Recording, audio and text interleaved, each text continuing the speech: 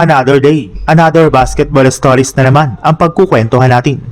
At ngayon nga ay pag-uusapan natin ang balitang apat na teams na pasok sa play-in tournament at ang balitang may pambato na nga po sa playoffs, ang Los Angeles Lakers.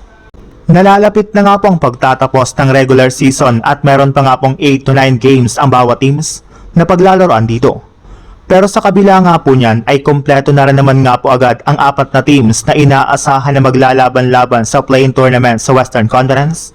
At ito nga po yung mga teams ng Phoenix Suns, Los Angeles Clippers, Portland Trail Blazers at Golden State Warriors.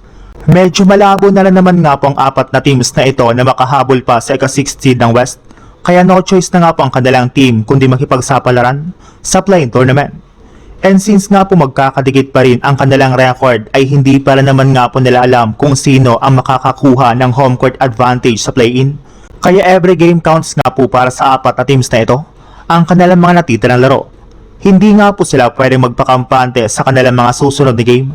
Since lahat nga po ng mga ito ay target na makuha either ang 7th seed o di kaya'y ang ika-8th seed, gayong isang panalo lang naman nga po ang kanilang dapat na makuha sa play-in para makapasok sa playoffs. Sa ibang balita naman, marami na nga pong mga fans ang nagsabi na wala nga daw pong natatakot ngayon sa Lakers, gayong alam nga daw po nila na gaya ng mga nakaraang laro ay mai-eliminate na naman nga po ito sa first round ng playoffs. Pero ayon na rin naman nga po sa dating NBA legend na si Dirk Nowitzki, hindi nga daw po niya maintindihan ang batikos na nakukuha ngayon ng Lakers mula sa mga fans at pangmamaliit dito ng ilang mga koponan.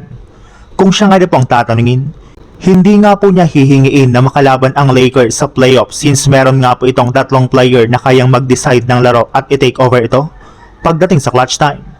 Napatunayan na naman nga po ng Lakers ang kanilang sarili ng mga nagdaang linggo matapos nga po nilang talunin ang ilan sa mga pinakamalalakas na teams sa NBA. Kaya hindi nga po talaga dapat maliitin ngayon ang Lakers gayong kumpara nga po ng nakaraang season ay nag-improve na rin naman nga po ang kanilang depensa at pisikalidad ng kanilang mga players na siyang magbibigay sa kanila ng tsansa na mag-dominate sa playoffs.